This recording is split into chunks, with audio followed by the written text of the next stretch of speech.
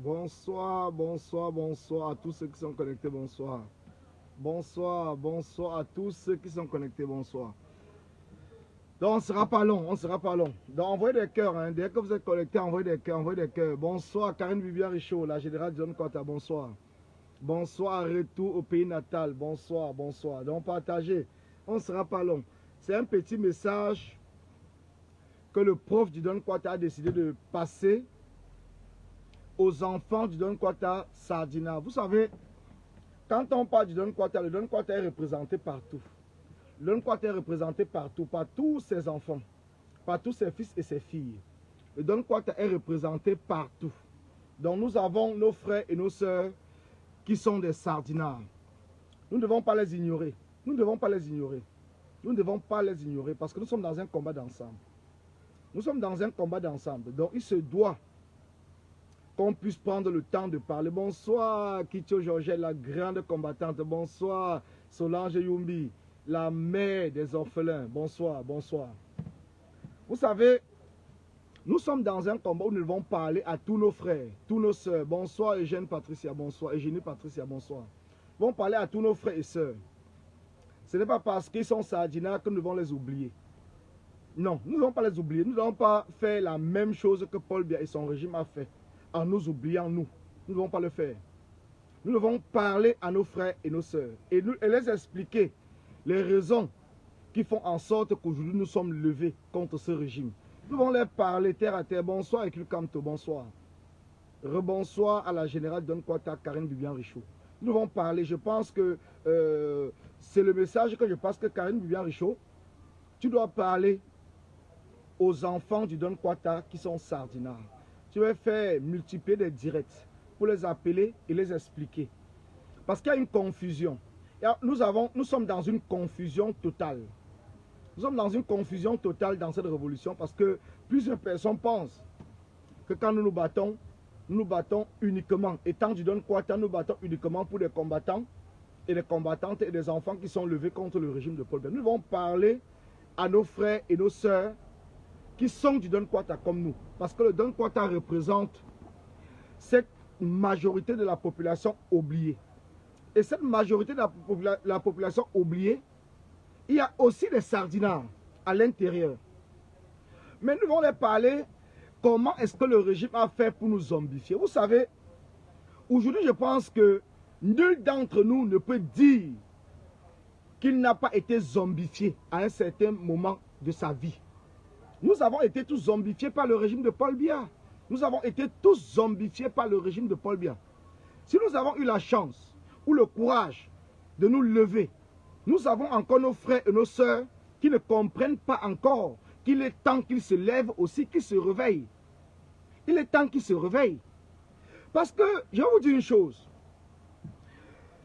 Comment est-ce que le régime de Paul Biya, avec la complicité des colons, a fait en sorte de zombifier le peuple camerounais? Comment est-ce qu'ils ont réussi à zombifier le peuple camerounais? Parce que c'est important qu'on revienne à la genèse des choses. Vous savez, nous Camerounais, parlons peu et parlons vrai, parce que je ne serai pas long. C'est un direct qui va durer à peu près 30 minutes maximum. Nous allons dire, donc c'est pour ça que je vous demande de partager au maximum, que nous puissions parler à nos frères, à nos sœurs, à nos mamans, du Don Kota, du côté sardinard, qui continuent à croire à la résurrection de Paul Biya, ou à la résurrection du régime de Paul Biya. Qu'est-ce qui se passe? Pourquoi est-ce que, aujourd'hui dans le combat? Parce que, vous allez voir, je vous dis une chose. Quand nous avons commencé à parler de Don Kota, j'ai été surpris de voir Ahmed Kamer dans un commentaire me dire qu'il est du Don Kota et que personne ne peut l'enlever du Don Kota. Qu'il est du Don Kota. Qu'il est né et il a grandi dans les Zolobis. Qu'il est né et il a grandi dans la pauvreté, dans la boue, dans la souffrance. Et que ce nom du Don Kota lui-même, il en fait partie. Mais pourtant, vous savez bien qu'Ahmed Kamer, lui, il est sardinard. Vous savez qu'il est sardinard, il ne se cache pas de le dire. Mais pourquoi est-ce que quelqu'un qui se reconnaît Don Kota, qui est un enfant oublié de la République, qui est un enfant abandonné par le système, aujourd'hui se met à supporter le système? C'est la question que chacun d'entre nous doit se poser. Et je pense que c'est l'équation même que nous ne nous sommes jamais posée, nous-mêmes.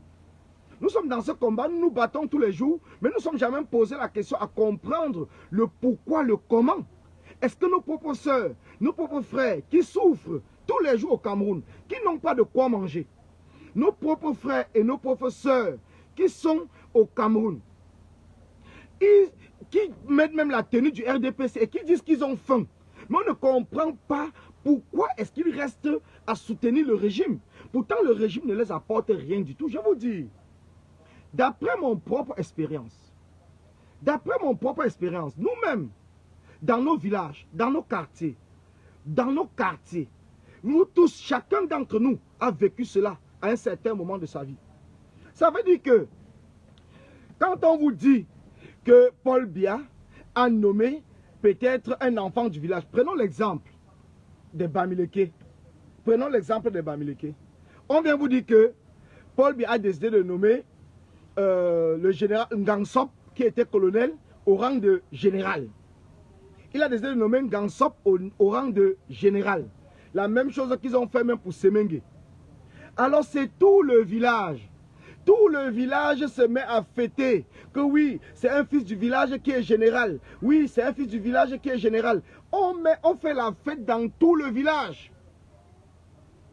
Parce que c'est ça la zombification. Donc ça veut dire qu'on vient prendre un enfant de votre village, on le nomme ministre, on le nomme général, on le nomme colonel, on le nomme peut-être proviseur et tout le village fait la fête. On le nomme commissaire. Nous tous, nous faisons la fête.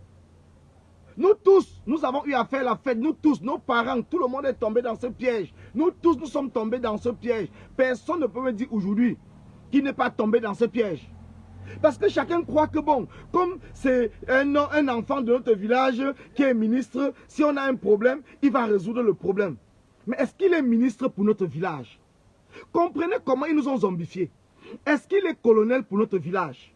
Est-ce qu'il est commissaire pour notre famille? Est-ce qu'il est général pour notre famille? Ou est-ce qu'il est là pour servir la République du Cameroun? Nous tous nous sommes tombés dans ce piège. Et aujourd'hui, nous avons plusieurs enfants du Don Kwata qui continuent à croire que comme il y a peut-être un ministre, parlons de Ketcha Koutez, qui est ministre de l'Habitat et qui est Bangoulap, donc de Baganté. Il y a plusieurs personnes à Baganté qui croient que c'est Ketcha Koutez qui va résoudre leurs problèmes. Il y a plusieurs personnes à Baganté qui pensent que Ketcha Koutez, en tant que ministre, va peut-être faire en sorte que les enfants ou les familles, ils vont réussir. C'est ça la zombification. Nous sommes tous tombés dans le piège. Nous sommes tombés dans le piège, mais tout ce piège, il a été tendu, été ficelé, de manière à faire en sorte d'endormir le peuple. Et c'est ce qui se passe aujourd'hui même sur la toile. Plusieurs personnes pensent que si le président Kamto arrive au pouvoir, c'est pour les Bamileke ou c'est pour les Baham. Ils oublient même que le rôle du président de la République, c'est de servir la totalité du Cameroun. C'est de servir les Camerounais, ce n'est pas de servir sa famille ou de servir son village ou de servir sa région. Nous sommes encore dans ce sectarisme que le parti de Paul Biya, le RDPC, avec la complicité de la France et de tous ces pays qui veulent maintenir la colonisation au Cameroun, a fait en sorte que nous puissions croire. Aujourd'hui, nous parlons des politiciens. Quand nous parlons des politiciens, certaines personnes vont venir vous dire que les politiciens ne se battent que pour leur ventre ou pour leur famille. Certaines personnes viendront vous dire que oui, il faut que les enfants de Kamto viennent dans la rue avec nous. Parce que les gens ne comprennent pas. C'est normal qu'on puisse venir les expliquer, qu'on puisse les dire le combat dans lequel nous sommes engagés. Il faut qu'on vienne les dire. Parce que quelqu'un va venir, comme par exemple où ce grand baraque avait fait ça, avait dit Paul Biya, je ne savais pas que c'est comme ça que tu allais faire. Et puis, où c'est la Sonnelle, l'a envoyé des groupes électrogènes. On a commencé à faire sa publicité. Donc, il est sorti peut-être de la pauvreté, je pense, pour entrer dans la lumière. Et les Camerounais pensent que c'est comme cela que cela doit marcher. Nos mamans ont été zombifiées pendant des années. Parce que nos mamans partaient à la réunion. On apporte le cube Maggi. On leur donne le cube Maggi. On leur dit que c'est Paul Biya qui vous a donné. Donc, nos mamans n'ont jamais compris le rôle du président de la République. Nos mamans n'ont jamais compris, nos papas n'ont jamais compris le rôle du président de la République. Ils ont tout cru que le président de la République, c'est comme un roi. Donc quand il vous donne quelque chose, vous devez même vous agenouiller. Et c'est la même chose qu'on a vu avec le sous-préfet qui est parti menacer le chef dans le sud. Parce qu'il a dit ouvertement à Monde Vision que quand le président de la République vous donne quelque chose, vous devez lui dire merci. On a passé le temps à nous zombifier, à nous faire comprendre que le président de la République, c'est le père de la nation. On a passé le temps à nous faire comprendre que c'est le père de la nation. Est-ce qu'un président de la République doit être le père de la nation? On a fait tout pour nous faire comprendre que Paul Biya, c'est un Dieu. Chacun d'entre nous a chanté à l'école primaire que Paul Biya le plus beau, Paul Biya le plus chaud, Paul Biya le plus jeune. Ça, c'est ce qu'on appelle la zombification. Ils nous ont zombifiés depuis notre naissance. Depuis notre naissance. Donc c'est pour cela, moi, je vous dis, et je le répète encore, nous devons même pardonner. Nous devons pardonner à nos frères sardinards. Nous devons pardonner à cette catégorie de sardinards qui souffrent comme nous-mêmes. Nous devons plutôt leur parler. Nous devons plutôt les accueillir. Nous devons plutôt les conscientiser. Nous ne devons pas être là pour faire des menaces. Nous ne devons pas les faire des menaces. Nous devons plutôt à un certain moment comprendre qu'ils ne le font pas parce qu'ils veulent. Ils ne le font pas parce qu'ils veulent. C'est parce que dans leur propre intérieur, ils ne comprennent pas les raisons pour lesquelles on peut se lever contre un Dieu. Parce que pour eux, Paul Biya, c'est un Dieu. Mais prenez l'exemple, par exemple, quand vous voyez les papas, les mamans se mettre au bord de la route pour dire, je l'ai vu, je l'ai vu, je l'ai vu, il a tendu le bras, je l'ai vu, il est vivant. Comprenez vous-même à quel niveau on a zombifié cette famille. Parce qu'une fois qu'il dit, je l'ai vu, il rentre chez lui, il n'a pas la lumière. Il rentre chez lui, il n'a pas de quoi manger. Mais pour lui, c'est un combat contre les Bamileke. Parce que comme je vous le dis toujours, ils nous ont monté les uns contre les autres pour se maintenir au pouvoir. Ils nous ont monté les uns contre les autres pour se maintenir au pouvoir. Oui, ils nous ont maintenus les uns contre les autres pour se maintenir au pouvoir. Ils ne l'ont pas fait parce qu'ils nous aiment. Ils ne nous aiment pas. Nous nous aimons beaucoup. Nous nous aimons beaucoup. Parce que nous, si nous ne nous aimons pas, regardez le cas de la Côte d'Ivoire. Regardez comment ceux qui soutenaient Gbagbo ont poursuivi même notre propre frère. Notre propre frère, le professeur Niamsi, ici à Paris, parce qu'il soutenait Ouattara. Regardez comment ils ont poursuivi. Mais nous, malgré les menaces que nous faisons même sur Facebook, regardez même les Américains, personne n'a jamais porté plainte. Regardez même les Zogo. On a voulu porter plainte. C'est toujours les combattants qui sont venus nous dire non, laissez, laissez, laissez. C'est tous les combattants qui sont venus nous dire laissez. C'est parce que je suis dans la voiture combattant, j'ai même mis à la charge, mais je ne sais pas pourquoi ça ne charge pas. Hein? C'est toujours les combattants qui sont venus nous laisser. Il est temps. Nous sommes dans un combat d'ensemble. Nous sommes dans un combat pour la population. La majorité de la population qui a été oubliée par le régime de Paul Biya. Nous sommes dans ce combat. Quand vous voyez par exemple Calibri, fils du planteur, Max Seigneur Ivoire, tous ces jeunes, y compris moi-même, qui ont pris la route de la mer pour s'en sortir dans la vie. Nous ne sommes pas dans ce combat parce que nous nous battons pour ceux qui ont eu la chance de réussir, accompagnés par ce régime, ou ceux qui sont dans la famille de ceux qu'on a nommés. Nous nous battons parce que nous voulons qu'il y ait l'égalité de chance pour tout le monde. Nous nous battons parce que nous voulons que chaque Camerounais, quel qu'en soit l'endroit où il se trouve dans le monde, qu'il puisse avoir la même chance. C'est pour cela que nous battons. Donc c'est pour ça que nous avons décidé qu'il est peut-être temps de pardonner nos frères, de pardonner nos voisins qui sont entrés dans le tribalisme, instrumentalisés par le régime parce qu'ils ne comprennent pas, qui sont manipulés par certains à qui ils font confiance parce qu'ils se disent que ce sont des élites. Donc c'est pour cela, mes chers frères et mes chères sœurs, je vous appelle qu'il est temps que nous tous ensemble, nous comprenions que ce combat c'est la nôtre. C'est notre combat. C'est notre combat. C'est le combat de notre vie. C'est le combat de notre survie. C'est le combat qui va faire en sorte que nous existions. Que nous existons de réel. Que nous ne soyons pas tout simplement là comme un bétail qu'on vient nous utiliser dans des villages. pour faire des campagnes électorales. Pourtant, les résultats sont déjà fabriqués à l'avance. Pourtant, des résultats sont fabriqués à l'avance. À un certain moment, quand on évolue, quand on mène un combat, on doit souvent se remémorer. On doit souvent comprendre. On doit souvent se poser des questions. On doit souvent se remettre en question pour savoir pourquoi mon frère avec qui j'ai souffert à Nebel, pourquoi mon frère avec qui j'ai souffert à Yaoundé, pourquoi ce frère-là aujourd'hui avec qui je continue à souffrir supporte le régime, pourquoi ce frère ne comprend pas que ce régime prend notre argent pour venir nous donner des miettes dans nos villages.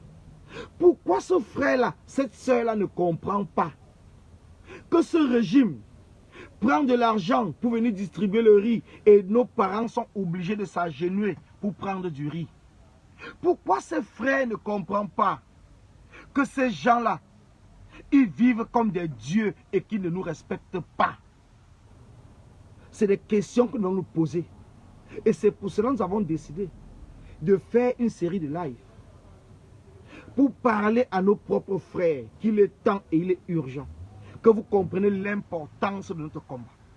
Le rendez-vous du 22, ce n'est pas le rendez-vous d'une ethnie contre une autre ethnie. Ce n'est pas le rendez-vous d'un village contre un autre village. Nous savons, nous avons des informations sur tout ce qui est en train de se manigancer au niveau du pouvoir de Yaoundé. Nous avons des informations sur tout ce qu'ils sont en train de vous mettre dans la tête pour vous faire croire qu'il faudrait que vous levez contre ceux qui vont se lever contre eux. Chers frères et chères sœurs, le 22, c'est votre combat. C'est notre combat. Le 22, chacun doit mener le combat à l'endroit où il se trouve. Nous avons déjà prévu des séries d'actions que nous allons mener et la mobilisation générale que nous allons faire ici en diaspora. C'est pour accompagner le combat de 237. Nous ne le faisons pas parce que nous attendons quelque chose. Nous n'avons pas de niveau. Nous n'avons pas la capacité. Mais nous le faisons tout simplement parce que nous avons compris. Aujourd'hui, vous avez vu les gilets jaunes manifester en France. Pourtant, étaient au Cameroun. Vous pensez que la France va bien. Mais posez-vous la question. Si la France allait aussi bien, si les politiques français, les hommes qui sont au pouvoir, Macron et son gouvernement, géraient aussi bien la France, est-ce que les Français allaient se mettre dans la rue? Est-ce que les Français allaient affronter la police? Est-ce que les Français devaient accepter, aller se blesser et tout? Même pendant les manifestations de Gilets jaunes, il y a eu des morts. Mais ils continuent à manifester. Ils continuent à manifester. Donc chacun doit comprendre qu'il est temps. Il est temps qu'on se batte pour nous-mêmes. Il est temps qu'on se batte pour nous-mêmes. Ne pensons pas que le 22, nous nous battons pour quelqu'un d'autre. Nous nous battons pour nous-mêmes. Nous nous battons pour nos propres familles. Nous nous battons pour nos propres enfants. Nous ne nous battons pas pour nous. Nous ne nous battons pas pour nous. Nous battons pour nous-mêmes. C'est pour nous-mêmes que nous nous battons. Donc chacun d'entre nous doit prendre conscience. Chacun d'entre nous doit comprendre. Parce que des gens qui sont payés, ils seront toujours payés. Parce que le régime veut se maintenir en place. Vous allez voir des commentaires. Ce sont des gens qui sont payés pour venir nous distraire. Ce sont des gens qui sont payés pour venir nous diviser. Ce sont des gens qui ont vendu leurs âmes au diable. Parce que l'être humain ne représente plus rien pour eux. Ils ont vendu leurs âmes au diable. Parce que l'être humain ne représente plus rien pour eux. Vous êtes des humains. Battez-vous pour vous-même. Battez-vous pour vous. Sortez pour vous. Parce que vous n'avez pas besoin d'aller dans un commissariat. Parce que vous connaissez quelqu'un là-bas pour qu'on vous signe un document. Vous n'avez pas besoin. Le policier, l'administrateur, le sous-préfet, ils ne font que leur travail. Ils sont payés pour cela, pour servir le peuple. C'est leur boulot. Ne vous dites plus que comme j'ai mon frère, j'ai ma soeur qui travaille au tribunal, je vais prendre 200, 300, 400, 500 pour aller faire signer le certificat de nationalité le même jour et remettre à la personne. Mais ce n'est pas votre vie. Ce n'est pas votre vie, mes chers frères et mes chères sœurs. Ce n'est pas votre vie. Vous méritez mieux. Vous méritez mieux que la mendicité. Arrêtons de mendier.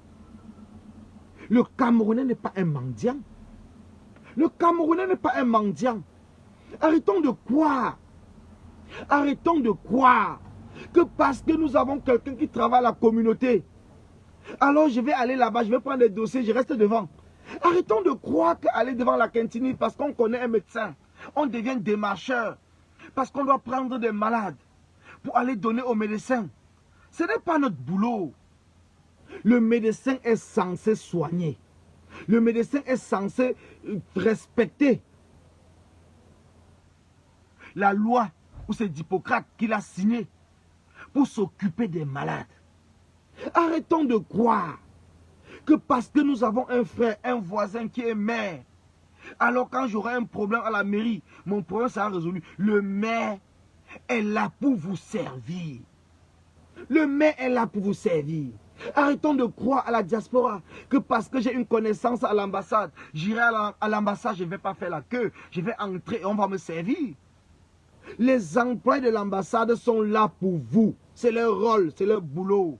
Ils sont là pour vous. C'est comme le commerçant qui a sa boutique. Il est là pour accueillir des clients.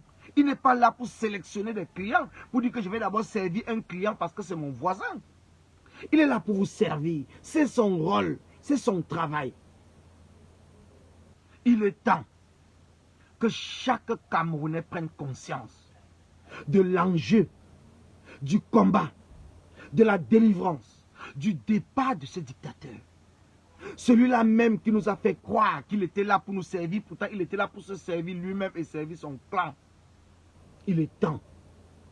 Le 22, mes chers frères et mes chères sœurs, c'est le rendez-vous de l'histoire. C'est le rendez-vous de l'histoire. Moi aujourd'hui, je vous ai annoncé ça il y a quelques jours, qu'au fur et à mesure que les jours vont s'approcher, ces gens vont sortir avec les menaces. Hier, c'était le gouverneur de Yaoundé, du centre. Aujourd'hui, c'est le gouverneur du littoral. Mais tout cela, c'est des intimidations à 2 balles. C'est des intimidations à 2 balles. S'ils avaient respecté l'engagement qui était de servir le peuple ne devait pas être aujourd'hui pour demander leur départ. Le peuple ne pouvait pas être là pour demander leur départ. Ils n'ont pas respecté l'engagement pendant 38 ans. Ils ne vous ont jamais respecté. Ils ne nous ont jamais respectés. Donc il est temps que chacun d'entre nous prenne ses responsabilités. Chacun d'entre nous assume son combat.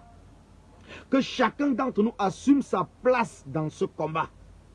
Il est temps. Nous n'avons pas besoin, et je le dis et je le répète depuis des mois, nous n'avons pas besoin d'autorisation pour demander au dictateur de partir. Nous n'avons pas besoin parce que c'est le dictateur qui a placé ses tentacules partout. C'est le dictateur qui l'a fait. C'est le dictateur qui l'a fait.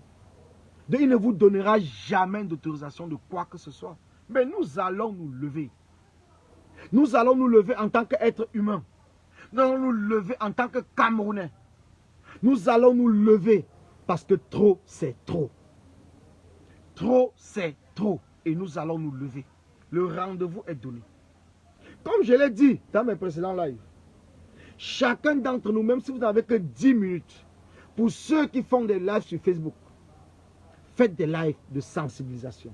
Faites des lives de mobilisation. Nous devons occuper cet espace qui est la nôtre, cet espace de communication. Ils nous ont dit que notre combat c'est sur Facebook. Mais aujourd'hui, ils sont en train de déployer l'armée partout au Cameroun.